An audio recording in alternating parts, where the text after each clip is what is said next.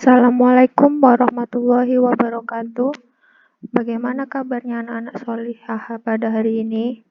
Semoga dalam keadaan sehat walafiat ya. Hari ini materi yang akan kita bahas tentang pemrograman visual part 2.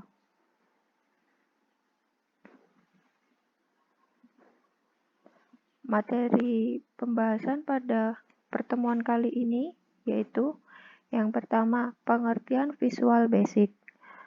Yang kedua, pengertian IDE Visual Basic. Yang ketiga, bagian-bagian IDE Visual Basic. Langsung saja kita masuk pada materi yang pertama, yaitu tentang pengertian Visual Basic. Pada pertemuan sebelumnya sudah dibahas tentang apa itu pengertian Visual Basic. Ada yang masih ingat anak-anak? Apa pengertian dari Visual Basic atau pemrograman visual? Pemrograman visual adalah metode pembuatan program di mana programmer membuat koneksi antara objek-objek dengan cara menggambar, menunjuk, dan mengklik pada diagram icon-icon. Ada yang masih ingat apa pengertian dari programmer?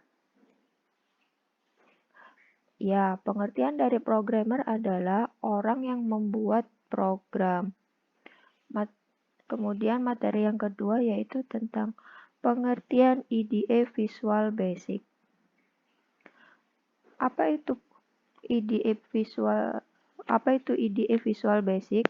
IDE adalah Integrated Development Environment.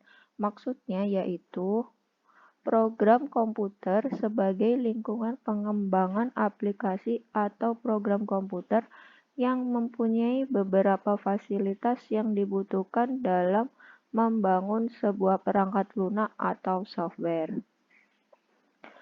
File executable pada VB bersifat independen. Maksudnya di sini yaitu file executable VB ini dapat dijalankan tanpa harus menginstal VB terlebih dahulu. Bagaimana cara menjalankan IDE? Di sini untuk membuka program VB ada beberapa cara. Yang pertama yaitu klik Start, All Application, kemudian Microsoft Visual Basic. Yang kedua, jika terdapat shortcut pada jendela desktop, double klik pada shortcut Microsoft Visual Basic tersebut.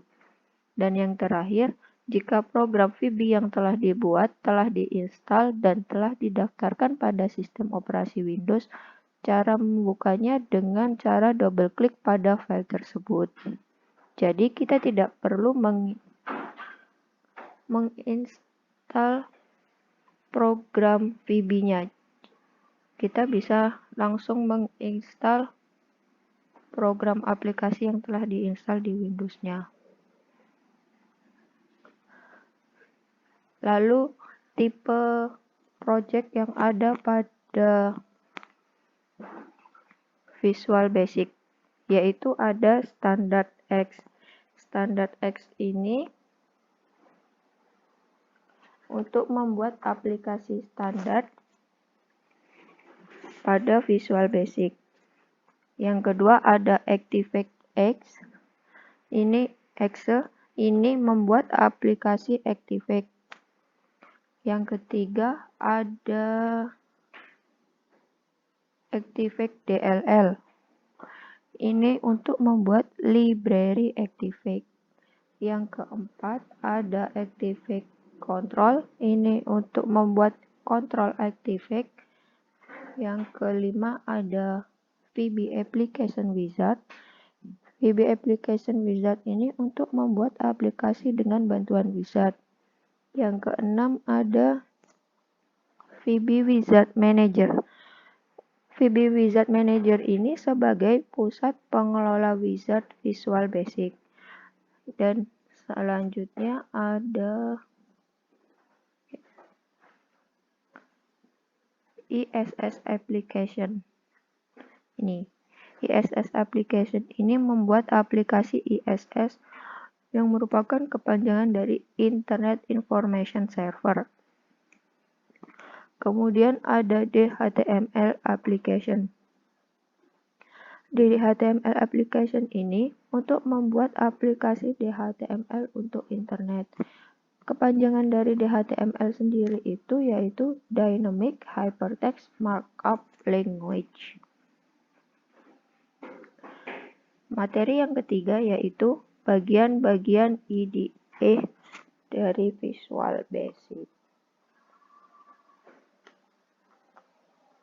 Di sini bagian-bagiannya yang atas ini adalah menu bar. Di menu bar ini ada file, edit, view, project, format, debug, run, query, diagram, tools, add-ins, window, dan help. Kemudian yang bawahnya ini ada menu toolbar. Menu toolbar ini masing-masing mempunyai fungsi yang berbeda-beda, mempunyai perintah fungsi yang berbeda-beda ini. Kemudian yang di sebelah kanan di sini, ini ada project form.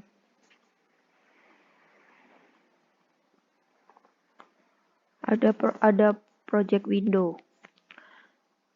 Di sebelah kanan ini. Pada project window ini ada 3 icon. Yang pertama ada view code. View code ini untuk menampilkan jendela icon jendela editor. Yang kedua ini ada view object. View object ini untuk menampilkan bentuk formulir atau form. Dan yang terakhir ini ada toggle folders. Toggle folders ini untuk menampilkan folder yang telah dibuat. Kemudian ini merupakan bagian-bagian dari project. Ini nama project yang kita simpan. Ini nama formnya. Kemudian selanjutnya di bawahnya project window ada properties. Properties ini untuk menentukan settingan settingan dari sebuah objek. Sebuah objek ini biasanya mempunyai beberapa properti yang dapat diatur langsung dari jendela ini atau melalui kode program ini. Jadi objeknya itu ada di bagian toolbox ini adalah objek-objeknya. Misalnya nanti di sini kita taruh, ini namanya label, kita taruh label. Nanti kita bisa atur font tulisan, model tulisan dari label tersebut di sini, warna tulisannya di sini, dan bagaimana bentuknya juga ada di sini.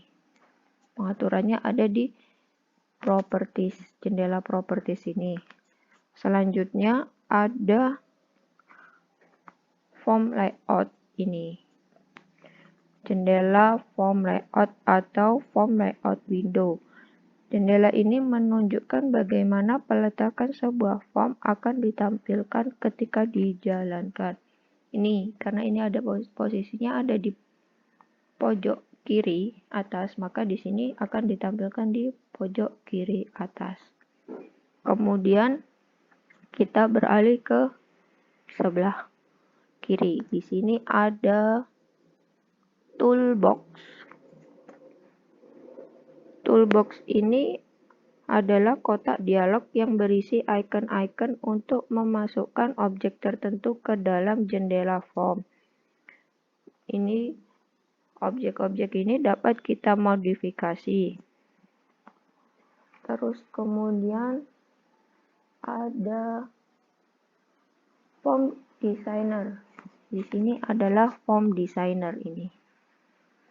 Form designer ini digunakan ketika meletakkan objek apa saja yang akan digunakan di dalam program.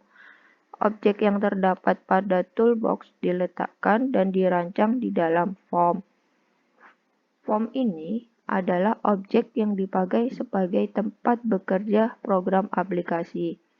Jadi, Misalnya kita akan membuat sebuah program, kita merancang bentuknya bagaimana, kita ngambil dari sini, ngambil objeknya lalu diletakkan pada form ini. Terus kemudian selanjutnya ada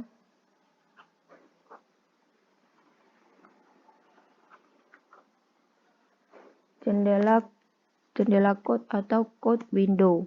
Ini dinamakan code window. Jendela ini digunakan untuk menulis kode program yang menentukan perilaku dari form dan objek-objek yang terdapat di program yang dibuat. Jadi misalnya kita ingin mengambil aksi apa, misalnya ini adalah button nanti misalnya kita untuk save buttonnya, nanti di buttonnya ditulis save, nanti di sini aksinya ditulis di sini,